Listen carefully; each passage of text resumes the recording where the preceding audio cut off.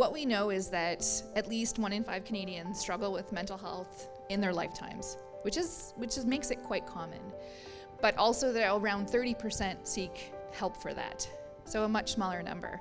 And I think that seeking help can mean a lot of different things. It doesn't necessarily mean, going to mental health services. Sometimes it means drawing on your support network and having those conversations and telling people how you're doing and asking people in your support network how they're doing and creating that culture where it's okay to talk openly about how people are actually doing.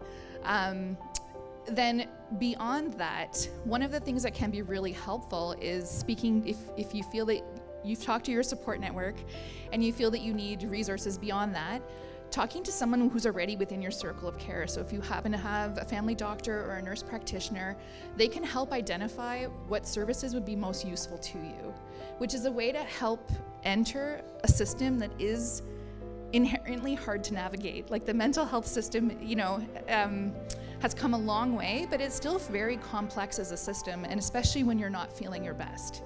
And so going to your family doctor, going to your nurse practitioner, having those conversations is a great way to get started, and that they can help refer you, if needed, to where you'll receive more specialized treatment, with the recognition that if you're in a state of crisis or you can't wait for that appointment, that there are more emergent services that we have set up, like distress lines.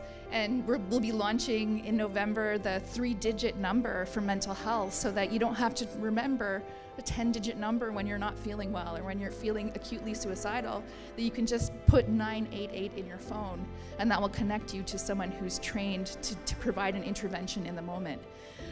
Or you can always go to the emergency department if you need to. But it's one of those things that is hard to say because there is such a spectrum. But the ideal would be establishing connections with someone that you feel safe to speak with.